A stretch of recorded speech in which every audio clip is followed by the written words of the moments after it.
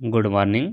एक और फिर से आप सभी का स्वागत है फ्रेंड्स हमारे यूट्यूब चैनल गुरुकुल सफ़र में। तो आज हम लोग फिजिक्स का चैप्टर 2 करने वाला है फ्रेंड्स। ये आपके एग्ज़ाम के लिए बहुत ही इंपॉर्टेंट है। जिनका भी CBT 2 है फ्रेंड्स, ALP CBT 2 का एग्ज़ाम है, उनके लिए बहुत ही बेस्ट होने वाला है। क्योंकि जितना भी हम लोग करने वाले हैं फ्रेंड्स, ये SK झा सर का बुक का प्रैक्टिस सेट है, जो कि आपके एग्ज़ाम के लिए ही स्पेशल बनाया गया है। ठीक है, तो चलिए आज का पहला क्वेश्चन है, एक पिंड वेग u से ऊर्ध्वाधर ऊपर की ओर फेंका जाता है, तो उसके ऊपर उठने की अधिकतम ऊंचाई क्या होगी। तो देखिए, तो ऊपर उठने की अधिकतम जो ऊंचाई हो जाएगा आपका u² हो जाएगा। ठीक है u क्या हो जाएगा आपका प्रारंभिक वेग और g हो जाएगा आपका त्वरण, यानी कि राइट आंसर हो जाएगा आपका ऑप्शन बी हो जाएगा। नेक्स्ट क्वेश्चन है क्वेश्चन नंबर 2। किसी गतिमान पिंड के लिए विस्थापन तथा दूरी की आंशिक अनुपात क्या होता है। तो ये जो आपका होता है 1 के बराबर अथवा 1 के कम होता है, यानी कि राइट आंसर हो जाएगा आपका ऑप्शन बी आपका राइट आंसर हो जाएगा। चलिए अगला क्वेश्चन है आपका क्वेश्चन नंबर 3। यदि किसी पिंड का विस्थापन समय के वर्ग के अनुक्रमानुपाती होती है, तो वह वस्तु गमन करेगी, यानी कि किस दिशा में गमन करेगी। तो वो जो गमन करेगा आपका एक समान त्वरण के साथ गमन करेगा। नेक्स्ट क्वेश्चन है क्वेश्चन नंबर 4। देखिए 4 नंबर क्वेश्चन में दिया हुआ है, मान लीजिए कोई लड़का 10 मीटर प्रति सेकेंड की नियत चाल से चल रहा है, मेरी गो राउंड झूले पर सवारी करने का आनंद ले रहा है, तो उससे ज्ञात कीजिए कि वह लड़का त्वरित गति में है। क्या हो जाएगा आपका त्वरित गति में है, यानी कि राइट आंसर हो जाएगा आपका। नेक्स्ट है क्वेश्चन नंबर 5। देखिए 5 नंबर क्वेश्चन में आपका दिया हुआ है, VT ग्राफ द्वारा घेरा गया क्षेत्रफल किसी भौतिक राशि के निरूपित करता है, जिसका मात्रक क्या होता है। तो मात्रक क्या हो जाएगा, यानी कि VT ग्राफ द्वारा घेरा गया क्षेत्रफल भौतिक राशि निरूपित करता है, जिसका मात्रक हो जाएगा आपका मीटर हो जाएगा। क्या हो जाएगा आपका मीटर हो जाएगा, यानी कि राइट आंसर हो जाएगा आपका ऑप्शन बी आपका राइट आंसर हो जाएगा। नेक्स्ट है, दिए गए VT ग्राफ में यह निष्कर्ष निकाल सकता है कि पिंड क्या होगा, ये आपका ऐसे चल रहा है, तो वो क्या हो जाएगा एक समान वेग के साथ गतिमान है। तो यहाँ पे आपका त्वरण जो क्या हो जाएगा, अगर त्वरण पूछेगा तो A बराबर त्वरण आपका हो जाएगा 0। जब एक समान गति से चलेगा फ्रेंड्स, तो आपका त्वरण हो जाएगा जो कि 0 हो जाएगा। ठीक है, चलिए अगला क्वेश्चन आपका क्वेश्चन नंबर 7 नंबर क्वेश्चन में दिया हुआ है, 4 ABCD किसी समतल सड़क पर गति कर रहा है, तो इनकी दूरी समय ग्राफ में दर्शाएगा सभी कथन चुनिए। देखिए ऑप्शन ए में आपका क्या दिया हुआ है, कार ए की चाल डी से अधिक है, कार ए की चाल डी से अधिक है, नहीं ये गलत है आपका। बी में दिया हुआ है कार बी सबसे धीमा है, बिल्कुल ये सही है आपका। कार डी की चाल कार सी की चाल से अधिक है, कार डी की चाल नहीं, ये आपका गलत है। कार सी सबसे धीमी है, नहीं, जो सबसे ऊपर है फ्रेंड्स, जो सबसे स्पीड में है, यानी कि राइट आंसर क्या हो जाएगा आपका, यानी कि कार बी सबसे धीमा था। देखिए बी सबसे नीचे है, तो ये आपका सबसे धीरे धीरे चल रहा है, और सबसे स्पीड कहेगा तो आपका सी चल रहा है। ठीक है, चलिए नेक्स्ट क्वेश्चन की ओर बढ़ते हैं, क्वेश्चन नंबर 8 नंबर क्वेश्चन में दिया हुआ है, चित्र का कौन सा ग्राफ एक समान गति का सही निरूपण है। एक समान गति, तो देखिए तो निरूपित कर रहा है एक समान गति, यानी कि ये आपका हो जाएगा या डी होगा। चलिए बताइए आपका राइट आंसर क्या होगा। तो यहाँ पे एक समान दूरी एक समान गति का सही निरूपित है, तो एक समान गति का हो जाएगा, देखिए कौन सा ग्राफ है, दूरी समय ग्राफ है, तो यहाँ पे राइट आंसर हो जाएगा आपका ऑप्शन ए आपका राइट आंसर हो जाएगा। ठीक है, चलिए नेक्स्ट क्वेश्चन है आपका क्वेश्चन नंबर 9। वेग समय ग्राफ की प्रबलता से क्या प्राप्त होता है। वेग और समय, तो वेग बटा समय से आपका जो निकलता है फ्रेंड्स, आपका त्वरण होता है। क्या होता है आपका त्वरण, आपका राइट आंसर हो जाएगा। नेक्स्ट क्वेश्चन है क्वेश्चन नंबर 10। नीचे दिए गए प्रकरणों में से किसमें चली हुई दूरी तथा विस्थापन के परिमाण समान होते हैं। तो ये जो आपका होता है, यदि कार सीधी सड़क पर गमन कर रही हो, यानी कि राइट आंसर हो जाएगा आपका ऑप्शन ए आपका राइट आंसर हो जाएगा। नेक्स्ट है क्वेश्चन नंबर 11। सरल रेखीय पथ के अनुदिश त्वरित गति से गतिमान किसी पिंड के लिए नीचे दिए गए कथनों में कौन सा सही है। तो आपका राइट आंसर क्या हो जाएगा, यहाँ पे हो जाएगा यह सदैव पृथ्वी से दूर जाता है, यानी कि राइट आंसर हो जाएगा आपका ऑप्शन सी आपका राइट आंसर हो जाएगा। नेक्स्ट क्वेश्चन है क्वेश्चन नंबर 12। नकारात्मक त्वरण निम्न में से किसकी दिशा के विपरीत होता है? नकारात्मक जो होता है किसकी दिशा के विपरीत होता है? ये होता है आपका वेग के दिशा के विपरीत, यानी कि राइट आंसर हो जाएगा ए।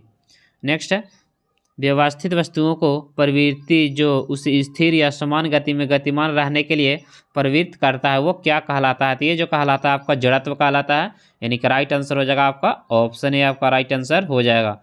नेक्स्ट है 14, यदि किसी वस्तु द्वारा तय की गई दूरी शून्य है, यदि कोई वस्तु द्वारा तय किया गया दूरी क्या है? शून्य है, तो वस्तु का विस्थापन कितना होगा? तो विस्थापन भी आपका क्या हो जाएगा? शून्य हो जाएगा। और मान के चलिए कोई वस्तु यहाँ से चलकर यहाँ गया और यहाँ से चलकर फिर यहाँ पहुँच गया, तो विस्थापन क्या हो जाएगा? फिर भी आपका विस्थापन शून्य हो जाएगा, लेकिन दूरी क्या हो जाएगा? मान के चलिए यहाँ से यहाँ तक दूरी 10 है और फिर वापस लौटा तो दूरी आपका 20 हो जाएगा, लेकिन विस्थापन क्या है तो आपका शून्य हो जाएगा। अगला क्वेश्चन है क्वेश्चन नंबर 15, विस्थापन के परिवर्तन की दर को क्या कहते हैं? तो विस्थापन के परिवर्तन के दर को वेग कहते हैं, यानी कि वेग बराबर जो होता है आपका विस्थापन बटा समय होता है। तो राइट आंसर हो जाएगा आपका ऑप्शन डी आपका राइट आंसर हो जाएगा। किसी पिंड का वेग समरूप कहा जाता है जब वस्तु, देखिए किसी पिंड का वेग है वो कब हम लोग समरूप कहेंगे? तो वेग का मान और दिशा दोनों नियत रहेगा। क्या हो जाएगा? वेग का मान और दिशा दोनों नियत रहेगा, क्योंकि वेग कैसी राशि है फ्रेंड्स? आप लोग कमेंट्स करिएगा वेग कैसी राशि है। तो देखिए वेग जो हो जाएगा आपका सदिश राशि है, ठीक है, यानी कि वेक्टर क्वांटिटी है। नेक्स्ट है क्वेश्चन नंबर 17, तत्कालीन वेग और औसत वेग तब बराबर होता है जब वस्तु शून्य त्वरण होगी। तत्कालीन वेग और औसत वेग तब बराबर होता है जब वस्तु शून्य त्वरण हो, जब वस्तु में क्या होगा? शून्य त्वरण होगा। नेक्स्ट क्वेश्चन है 18, किसी पिंड का विस्थापन समय के समानुपाती पाया जाता है, तो पिंड का वेग क्या होता है? पिंड का वेग समरूप होता है, यानी कि राइट आंसर हो जाएगा ऑप्शन ए आपका राइट आंसर हो जाएगा। नेक्स्ट है 19, मुक्तावस्था में गिरता हुआ एक पिंड द्वारा तय की गई दूरी समानुपाती होती है किसके? गिरने के समय के वर्ग के समानुपाती होती है, यानी कि राइट आंसर हो जाएगा आपका ऑप्शन सी आपका राइट आंसर हो जाएगा। नेक्स्ट है क्वेश्चन नंबर 20, गति का दूसरा समीकरण और समय के बीच संबंध देता है। गति का दूसरा समीकरण और समय के बीच संबंध में स्थिति कौन देता है? तो ये आपका देता है स्थिति देता है, यानी कि राइट आंसर हो जाएगा स्थिति और समय, यानी कि स्थिति कहने का मतलब दूरी, स्थिति कहने का मतलब दूरी, दूरी बटा समय बराबर क्या होता है आपका? चाल होता है, वही पूछ रहा है।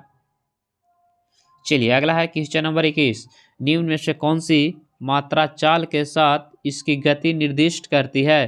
तो वो आपका हो जाएगा वेग। अगला क्वेश्चन है क्वेश्चन नंबर 22, जो कि आपके एग्जाम के लिए बहुत ही इंपॉर्टेंट है।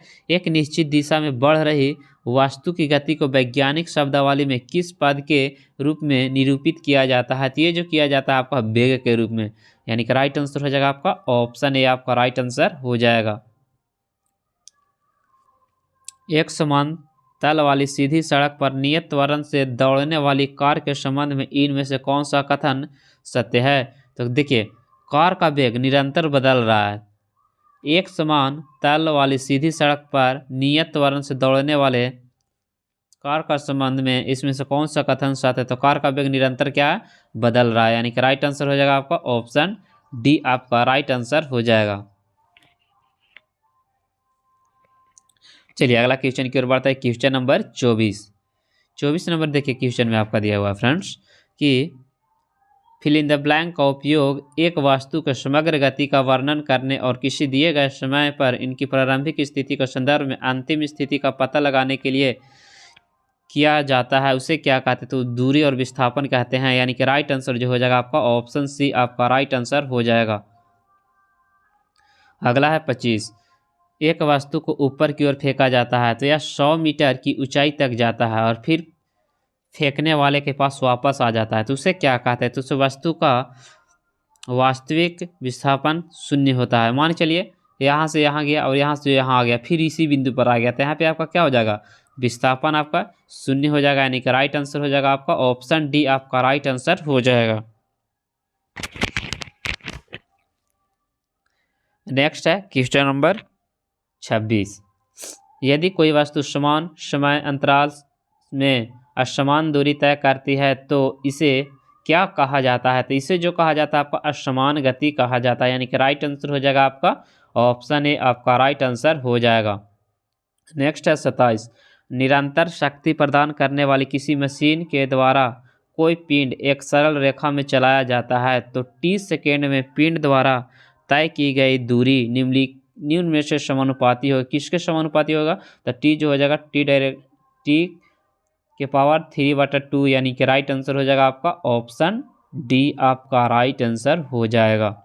अगला है 28, किसी वस्तु का त्वरण इसके प्रति इकाई समय में हुआ परिवर्तन है, उसे क्या कहा जाता है? तो उसे वेग कहा जाता है। नेक्स्ट है, समय के साथ किसी वस्तु का वेग दिखाने वाले ग्राफ को क्या कहा जाता है? तो किसके साथ बोल रहा है फ्रेंड्स? समय के साथ वेग और समय, तो उसे कहेंगे वेग समय ग्राफ, यानी कि राइट आंसर हो जाएगा आपका ऑप्शन ए आपका राइट आंसर हो जाएगा। ठीक है, तो जितने भी लोग ए के साथ जा रहे हैं फ्रेंड्स उनका बिल्कुल राइट आंसर है।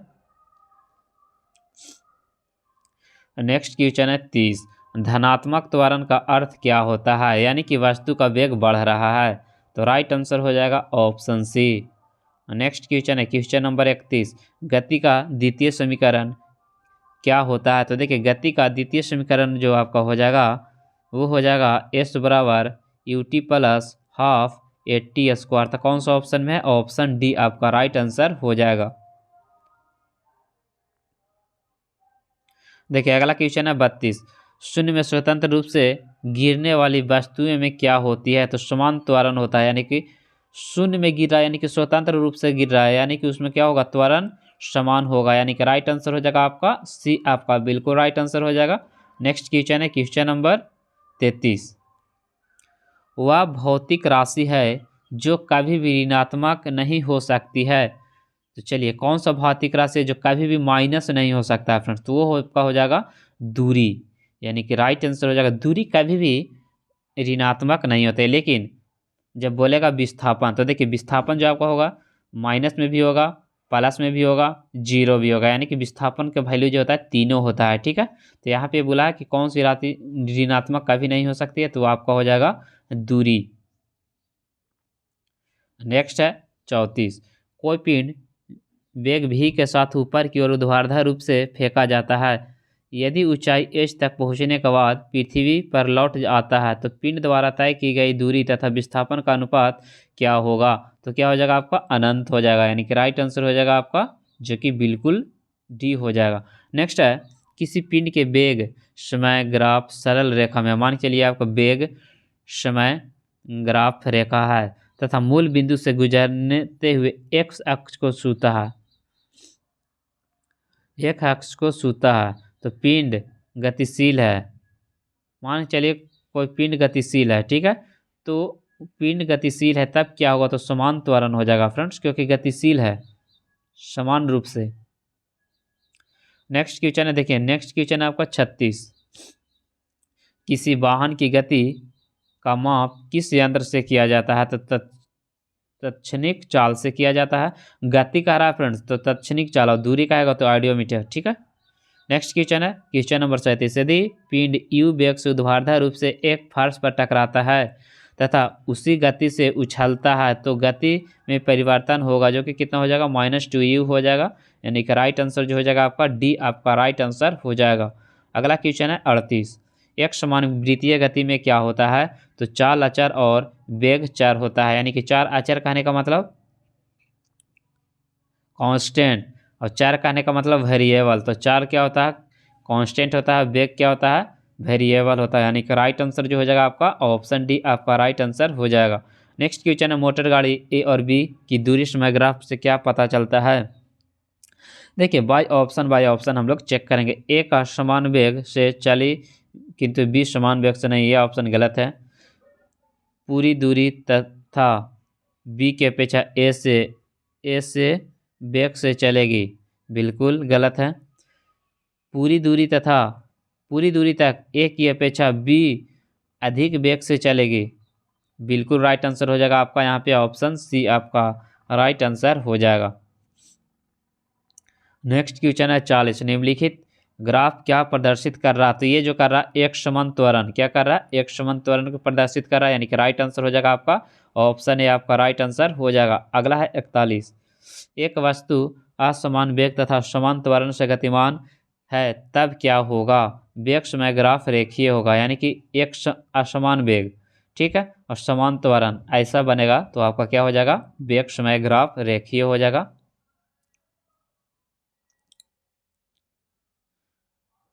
नेक्स्ट क्वेश्चन है फ्रेंड्स, पिंड का त्वरण प्रदर्शित करता है, तो पिंड का त्वरण हो जाएगा आपका डी स्क्वायर एस बटा डी टी स्क्वायर, यानी कि राइट आंसर हो जाएगा यहाँ पे भी आपका राइट आंसर हो जाएगा। एक कण एक समान वेग से गतिमान है, तो कण की गति के संबंध में निम्न में से कौन सा कथन सत्य होगा, तो ये जो आपका हो जाएगा इसमें का त्वरण शून्य हो जाएगा, यानी कि राइट आंसर जो हो जाएगा आपका भी आपका राइट आंसर हो जाएगा। अगला है 44, गति का तीसरा नियम और वेग का बीच संबंध प्रदान कौन करता है, तो स्थिति, याद रखिएगा गति का तीसरा नियम और वेग के बीच स्थिति कौन प्रदान करता है, तो वो आपका करता है स्थिति करता है, ठीक है। अगला है 45, समान त्रिज्या की एक लोहे की गेंद और लकड़ी के गेंद को निर्वात में h ऊंचाई से गिराया जाता है, तो दोनों को पृथ्वी तक पहुंचाने में लगा समय बिल्कुल समान होता है, यानी कि राइट आंसर हो जाएगा यहाँ पे आपका, जो कि ऑप्शन बी आपका राइट आंसर हो जाएगा। गति को सर्वप्रथम किसने परिभाषित किया, तो देखिए गति को सबसे पहले किया जो कि गैलीलियो के द्वारा किया गया था, यानी कि राइट आंसर हो जाएगा आपका, जो कि ये जो लोग एक साथ जा रहा है फ्रेंड्स उनका बिल्कुल राइट आंसर हो जाएगा। गति का पहला समीकरण किसके बीच संबंध बताता है, तो ये जो वेग और समय के बीच बताता है, यानी कि राइट आंसर हो जाएगा आपका, यानी कि v बराबर u प्लस ए टी, ठीक है।